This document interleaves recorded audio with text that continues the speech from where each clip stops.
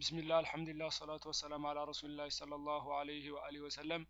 عن أبي وده 38 حديث نو الحديث الثامن وثلاثون 38 حديث نو. يا حديث رؤس ميلو فضل التقرب إلى الله بالنوافل وده الله بسنة بقديت بالهون نجاروش مقارب أبلاج أو دمو ترفات ومارس نو مرت ወደ አላህ ሱና በሆኑ ነገሮች በመስራት መቃረብ የዚህ ነገር ብልጫው አብላጫነቱ ነው የሚያሳየው ይሄ ማለት ነው ትሩፋቱ። እሺ عن أبي هريرة رضي الله عنه عن أبي هريرة رضي الله عنه حديثን የዘገበው أبي هريرة رضي الله عنه ነው። አላህ መልካም ስራውን ይወደደትና قال على ይህ ሰሃቢይ አለ قال رسول الله صلى الله عليه وسلم نبي محمد صلى الله عليه وسلم قال رسول الله صلى الله عليه وسلم نبي محمد صلى الله عليه وسلم እንደዚህ አሉ إن الله تعالى الله እኮ تعالى ከፍ ያለው ጌታ تعالى ከፍ ያለው ማለት ነው إن الله تعالى ከፍ ያለው ጌታ قال على من عاد لي وليا ጠላት አድርጎ የያዘ من عاد ማለት ጠላት አድርጎ የያዘ من عاد ጠላት አድርጎ የያዘ لي ለኔ ወልየን የኔን ወልይ ማለት ነው አላህ ነው ይሄን የሚለው የኔን ወልይ ጠላት አድርጎ የያዘ فقد أذنته بالحرب በሱ ላይ ጦርነት አውጀበታለሁ አለ አላህ فقد أذنته بالحرب برقتم بسولاي طورنت أوجالو على الله فقد أذنته بالحرب بسولاي برقتم طورنت أوجالو إلى الله وما تقرب إلي عبدي بشيء أحب إلي مما افترضته عليه وما تقرب مالت أي قربم هنا يسمعكم አይሰማም አልሰማም ያላችሁ ገብታችሁ ውጡ እንዲሰራላችሁ ሄሎ አሁን አይሰማም ይሰማል የሚሰማቸው ካሉ የማይሰማችሁ ገብታችሁ ውጡ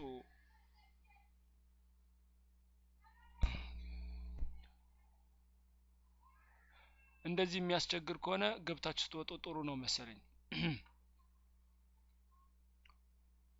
ኦኬ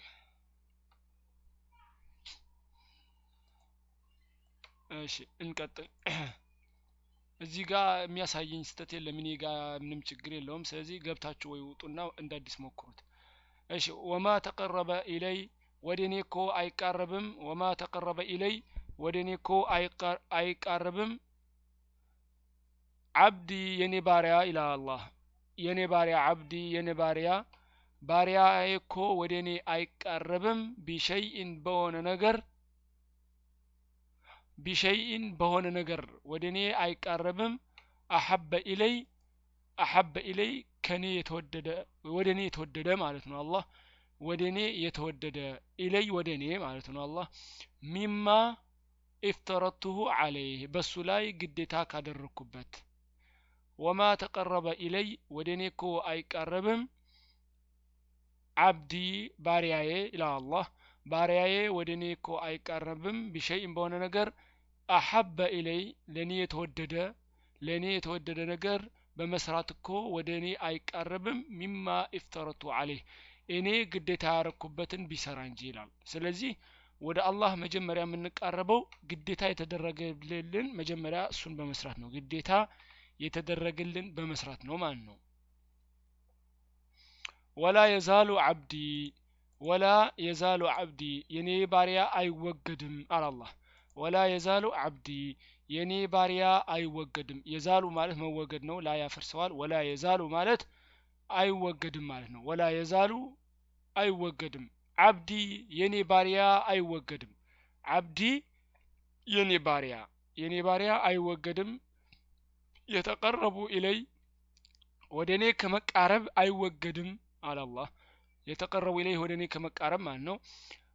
ወደኔ ከመቃረብ አይወገድም ቢነዋፊሊ በሱና በሆኑ ነገሮች ማለት ነው ግዴታ ባልሆኑ ነገሮች ከመቃረብ አይወገድም ሐታ ኡሂበሁ እስከምወደው ድረስ ሐታ ኡሂበሁ እስከምወደው ድረስ ስለዚህ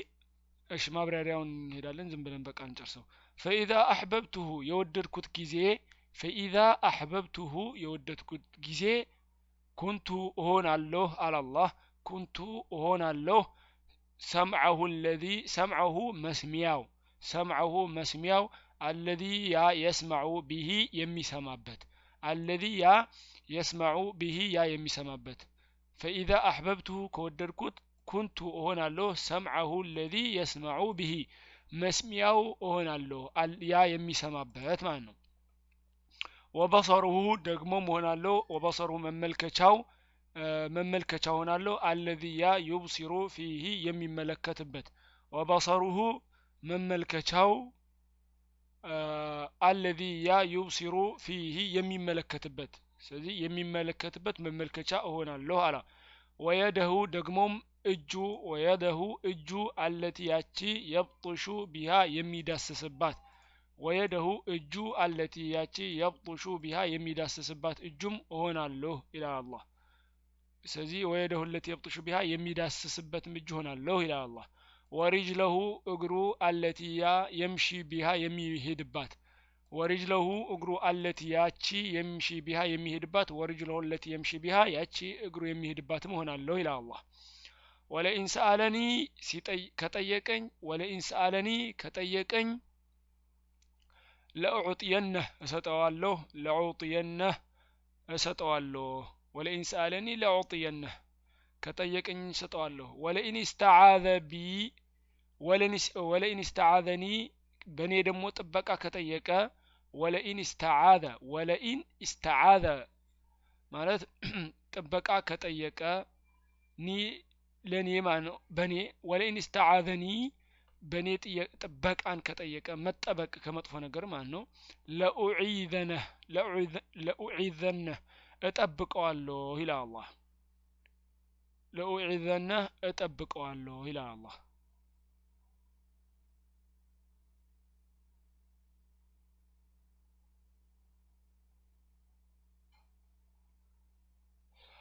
ሌላ ሐዲስ ኪታብ ያላችሁ እዚህ ጋር ነው አይደል ሐዲሱ የሚያልቀው ሌላ ያላችሁ ካላችሁ እዚህ ነው የሚያልቀው አይደል እሺ ሐዲሱን እንድገመው عن أبي الحديث 38 حديث ነው فلتقربوا إلى الله بالنوافل بسنة ود الله مقرب ترفاتو ማለት ነው عن أبي هريرة رضي الله عنه أبي هريرة عبد الرحمن بن صخر ይባላል الله መልካም ስራውን ይወደድለትና عنه قال رسول الله صلى الله عليه وسلم الله መልካም يا الله صلواتنا سلام በሳቸው ላይ ይሁንና ነብዩ መሐመድ ሰለላሁ ዐለይሂ ወሰለም እንደዚህ አሉ ان الله تعالى الله እኮ قال الله ካሁን በኋላ ያለው አላህ የሚናገረው ንግግር ነው ማለት ነው من عاد لي وليا የኔን ወልይ ጠላት አድርጎ የያዘ فقد اذنته بحرب በእሱ ላይ ጦርነት አውጀበታለሁ ይላል እሺ وما تقرب إلي عبدي ودنيكو عند باري أي قربم بشيء بون نجر أحب إلي إني يمودو سلام عنه مما افترضته عليه قديتك هذا الركوت يبلته سزي من معنيه ود الله من قربو مجمريا كلهم بلاي بمجمريا ምንድነው الله قديታ ባደረገው ነው ولا يزال عبدي ባሪያዬኮ ወደኔ ከመቃረብ አይወገድም إلي ودني بالنوافل سنة بهون ነገሮች حتى أحبه እስከምወደው ድረስ فإذا أحببته የወደድኩት ጊዜ كنت سمعه الذي يسمع به መስሚያው ሆናለሁ ያቺ الذي يسمع بها የሚሰማባት وبصره መመልከቻው الذي يبصر بها የሚመለከትባት ويده التي يبطش بها የሚዳስስባት እጅ ሆናለሁ ورجله التي يمشي بها እግሩም የሚሄድባት ሆናለሁ ولئن سألني لأعطينه ከጠየቀኝ እሰጠዋለሁ ولئن استعاذني بني ጥበቃ ከጠየቀ لأعيذنه እጠብቀዋለሁ ይላል رواه بخاري حديث ኢማም ቡኻሪ ናቸው የዘገቡት እሺ ምንድነው ሐዲሱ ነብዩ መሐመድ ሰለላሁ ዐለይሂ ወሰለም ናቸው ከአላህ ዘግበዋል ነው ስለዚህ ከዚህ በፊትም ብዙ ሐዲሶች እንዳየናቸው ነብዩ መሐመድ ሰለላሁ ዐለይሂ ወሰለም ከአላህ ይዘግባሉ ማለት ነው ይሄ ቁርአን አይደለም ግን አላህ የተናገረው ንግግር ነው ማለት ነው ቁርአን አይደለም ግን አላህ የተነጋገረው ንግግር ነው ማለት ነው እሳቸው ነብዩ መሐመድ ሰለላሁ ዐለይሂ ወሰለም ከአላህ የዘገቡት ነው ማለት ነው ምን ይላል من عادى لي وليا الله የኔ ወልይ ጠላት አድርጎ የያዘ فقد አዘንቱሁ بالحرب በጦርነት አውጀበታለሁ ማለት ወልይ ማለት ትክክለኛ ወልይ ሐዲስ አልቁድሲ ማለት ነው የአላህ ንግግር ሆኖ ቁርአን ላይ ያልሆነ ሐዲስ አልቁድሲ ነው የሚባለው ስለዚህ ወልይ ማለት አላህን የሚፈራ አላህ ዋጅብ ያደረገበትን ሁሉ የሚሰራ አላህ ሐራም ያደረገበትን ሁሉ የሚረቅ አላህ ያዘዘውን ስራ ሁሉ የሚሰራ ምን ይባላል የአላህ ወልይ ይባላል ተአምር ሊያሳይ ይችላል ላያሳይ ይችላል ተአምር ወልይ ለመባል ተአምር ማሳየት የለበትም ግዴታ አይደለም ተአምር የሚያሳይ ሰው ደግሞ ስለዚህ ተአምር የሚያሳይ ሰው ሁለት አይነት ነው ተአምር የሚያሳይ አሁንም በአሁናችን ዘመን ባለፈውም ዘመን ለሚመጣውም ተአምር አለ አያቋርጥም የውመል ቂያማ እስኪደርስ ድረስ ተአምር አለ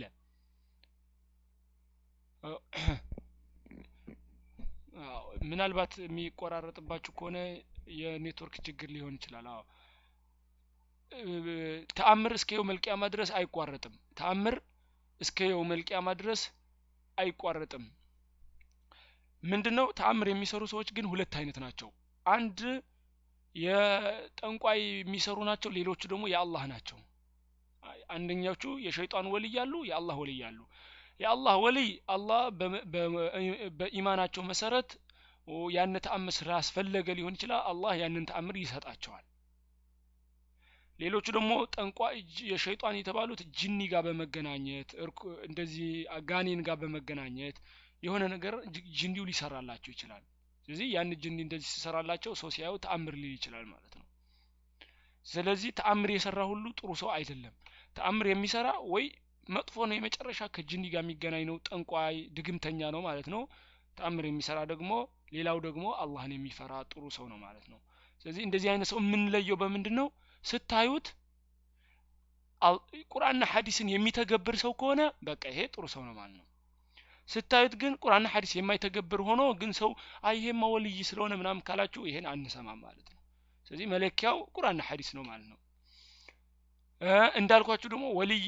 ተአምር ሊሰራም ላይሰራም ይችላል ወልይ ሆኖ ተአምር ላያሳይም ይችላል ማለት ነው እሺ ስለዚህ የአላህ ወልይን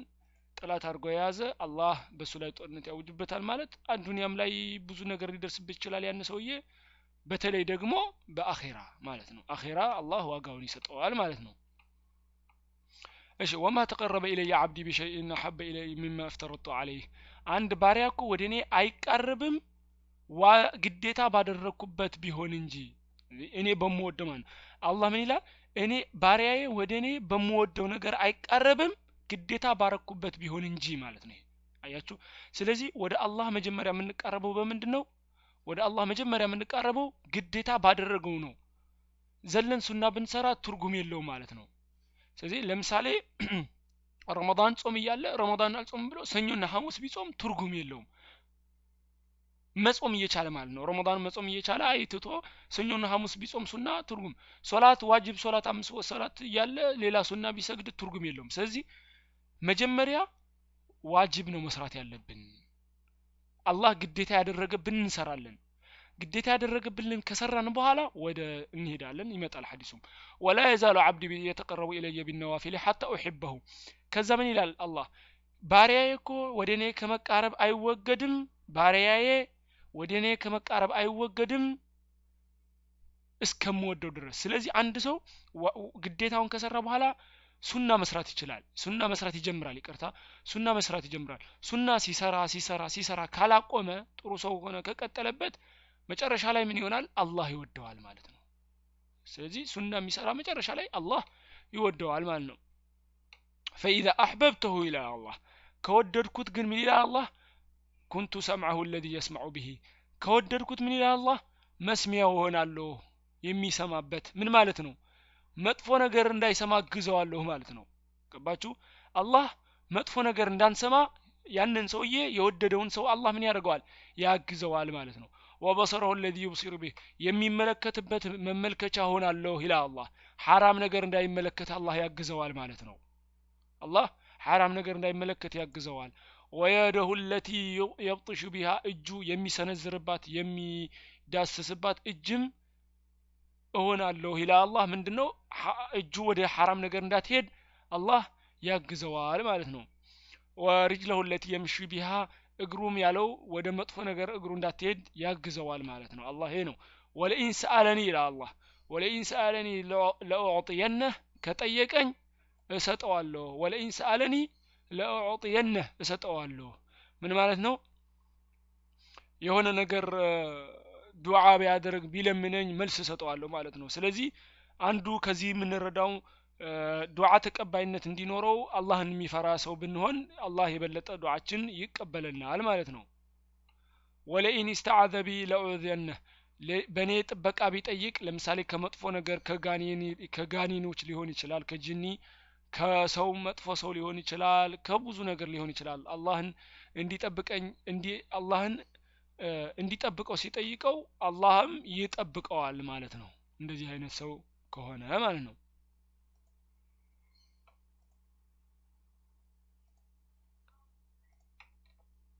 እዚህ ጋር ጥያቄ ካላችሁ መጠየቅ ይችላል ኢንሻአላህ ያው ከ38ኛው ሐዲስ የምንወስዳቸው ትምህርቶች ምንድናቸው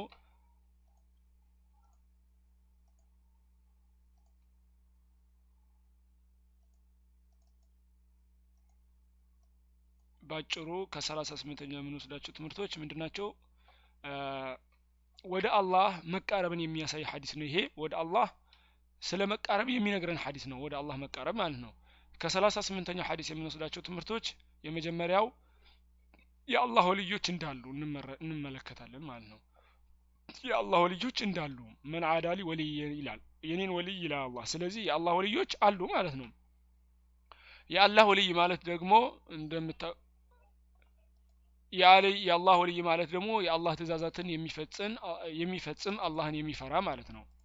ስለዚህ የአላህ ወልይ ማለት አላህን የአላህ ትእዛዛት የሚፈጽም አላህን የሚፈራ ማለት ነው ሌላ ደግሞ የአላህ ወልይ እንዳሉ እንረዳለን ቀጣይ ደግሞ የአላህ ወልዮች ጠላት አድርጎ የሚይዝ አላህ ጠላት አድርጎ እንደሚይዘው እንወስዳለን ከዚህ የአላህ ወልዮችን ጠላት አድርጎ የሚይዝ አላህ ጠላት አድርጎ ይይዘዋል ማለት ነው ሶስተኛ አላህ ዘንድ ግዴታ የሆኑ ነገሮች መስራት ሱና ነገሮችን ከመስራት እንደሚበልጥ አላህ ዘንድ ግዴታ የሆኑ ነገሮችን መስራት ሱና ከመስራት ይበልጣል ረመዳን ሲመጣ ራሱ ምንድነው የሚባለው ዋጅብ የሰገደ ሰው ብዙ ጥፍ ይቆጠርለታል እንደ 7 ጥፍ ምናምን ይቆጠራል ይባላል ሱናስ እንዴት ነው የሚታሰብለት እንደ ዋጅብ ነው አይደለም የሚባለው ስለዚህ ዋጅብ ከአላህ ዘንድ ከሱና የበለጠ ቦታ አለው ማለት ነው ሌላ ምን ወስዶ ትምህርት ምንድነው አላህ እንደሚወድ አይደለ አላህ ይወዳል ለምን فاذا احببت ይላል ከወደድኩት ይላል አላህ ያንን ሰውዬ ስለዚህ አላህ ይወዳል ማለት ነው ሌላ ደግሞ ምን ወስዶ ትምህርት ስራዎች እንደሚለያዩ ስራዎች ይለያያሉ አንደኛው ከሌላኛው እንደሚበልጥ ወይንም እንደሚያንስ ስራዎች ሁሉ እንደሚለያዩ አንደኛው ከአንደኛው ይበልጣል ማለት ነው ይሄን የምንማረው ስራዎች እንደሚለያዩና አንደኛው ከሌላኛው እንደሚበልጥ እንማራለን ለምሳሌ ፈርድ ከሱና ይበልጣል እንደዚህ ያለ በቃ ስራዎች ሁሉም እኩል አይደሉም ማለት ነው ሌላው ደግሞ የሙስሊም ኢማን እንደሚቀንስና እንደሚጨምር ስለዚህ ኢማኑ ይጨምራል ይቀንሳል እንደ ሁኔታው ማለት ነው ሁልጊዜ እኩል አይደለም ማለት ነው ኢማን ይጨምራል ይቀንሳል ይሄ የአህለ ሱና አቋም ነው ቀጣይ ደግሞ አንድ ሰው መልካም ስራ እየጨመረ በመጣ ቁጥር ከወንጀል እየራቀ እና ዱዓው ተቀባይነት እያገኘ እንደሚመጣ አንድ ሰው መልካም ስራ እየጨመረ በመጣ ቁጥር ከወንጀል እየራቀ ዱዓው ወይንም ደግሞ ጸሎቱ ተቀባይነት እያገኘ እንደሚመጣ ለምንድነው ከወንጀል የራቀ ያልነው ለምንድነው? አላህ መስሚያው ሆናለሁ ማያው መመልከቻው ሆናለሁ መሄጃው ሆናለሁ እያለ ነው አለ። ይሄ ምን ማለት ነው ብለናል? አላህ ሐራም እንዳይሰራ እንደሚያግዘው ነው አይደለ ያልነው። ስለዚህ ከሐራም ከወንጀል እየራቀ ይመጣል ማለት ነው። መልካም ስራ ሲሰራ ከሐራም ከመጥፎ ነገር እየራቀ ይመጣል። በዛ ላይ ደግሞ ከለመኘኝ ይመልሰዋለሁ ብሏል አላህ። ስለዚህ ተቀባይነት ጸሎት ወይ ደግሞ ዱዓው ተቀባይነት እያገኘ ይመጣል ማለት ነው። ሌላ ደግሞ አላህ የመጨረሻው የምንማረው አላህ ባሪያን ሲወደው አላህ ባሪያን ሲወደው ሰውነቱ ወንጀል እንዳይሰራ እንደሚያግዘው።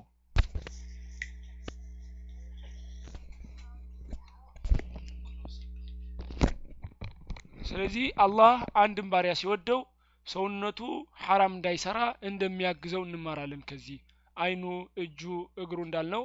ሐራም እንዳይሰሩ አላህ ያግዘዋል ማለት ነው። አላህ ለወደደው ሰው ማለት ነው። አላህ ደግሞ መቼ ነው የሚወደው? የጠቀስነው ዋጅቡን የፈጸመ ከዛም ቀጥሎ ሱናውን የፈጸመና በዚሁ የቀጠለ ማለት ነው። እሺ ከ38ኛ ሐዲስ ያልገባችሁ ነገር ካለ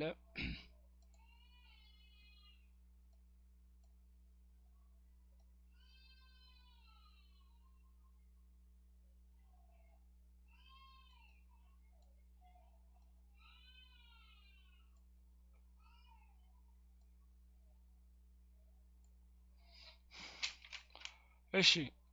39ኛው ሐዲስ እንቀጥላለን።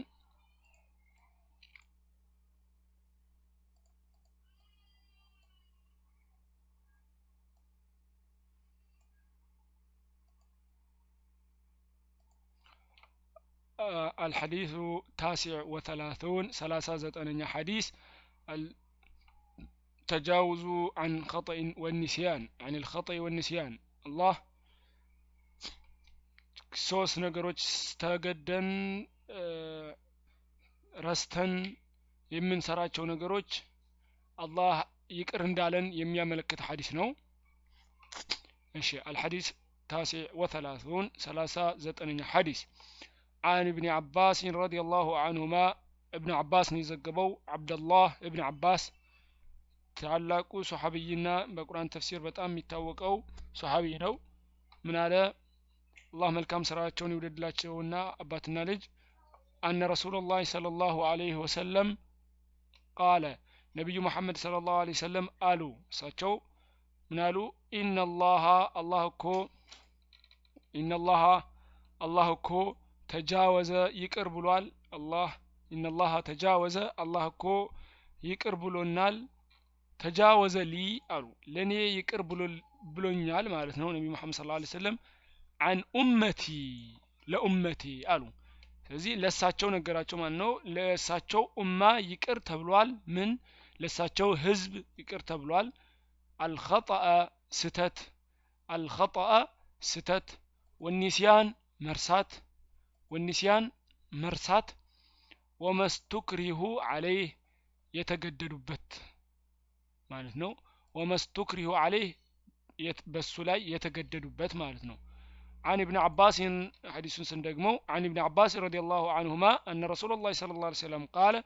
إن الله تجاوز لي عن أمتي لأنكو كهزبوتشي يقربوا على الله الخطأ مرسات ستة والنسيان مرسات وما استكرهوا عليه يتجددوا مالتنا ስለዚህ ከዚህ ሐዲስ ምን እንረዳው ምንድነው? ሶስቱ ነገሮች አላህ ይቅር እንዳለን ማለት ነው። ኸጣ ማለት በስተት የሚሰራው ሰው ለምሳሌ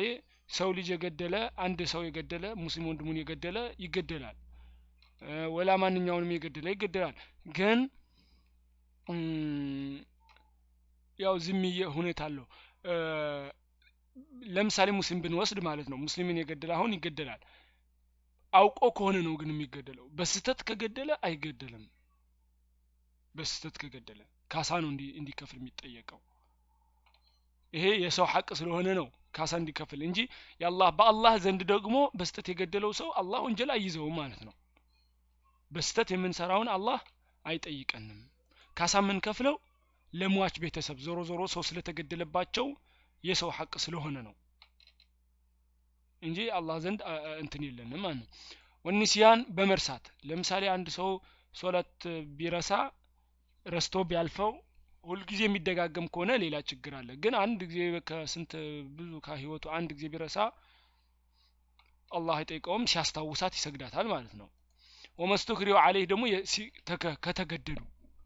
ተገደው በሚሰሩት ነገር አላህ አይጠይቃቸውም። ደብድቦ የኩፍር ንግግር ቢያናግሩት አይከፍርም። ተደብድቦ የኩፍር ንግግር ቢናገር አይከፍርም። ተደብድቦ መጥፎ ንግግር ቢናገር አላህ አይይዘውም፣ አይጠይቀውም ማለት ነው። እሺ ከ39ኛው ሐዲስ የምንወስደው ትምህርት ምንድነው?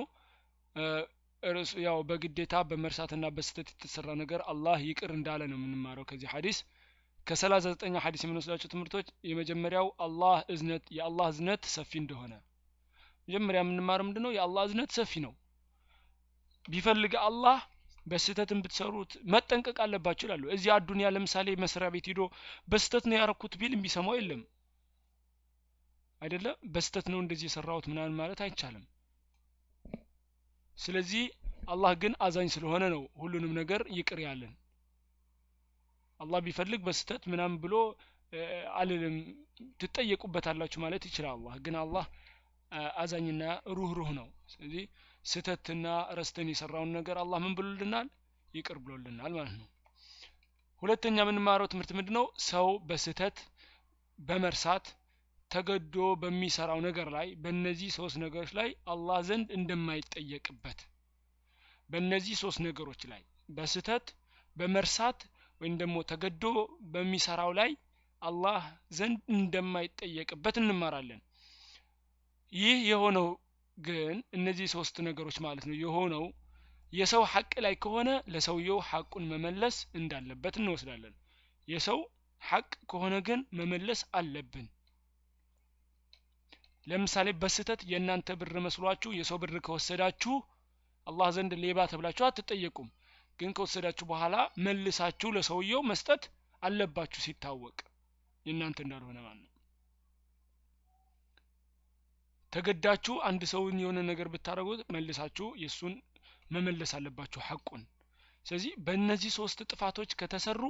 አላህ አይጠይቀንም። ግን የሰው ሐቅ የወሰድነው ያጎደልነው ምናምን ነገር ካለ መመለስ አለብን የሰውን ሐቅ ማለት ነው። ብስሚላህ አልሐምዱሊላህ ሰላቱ ወሰላም አላ ረሱሊላህ ሰለላሁ ዐለይሂ ወአሊሂ ወሰለም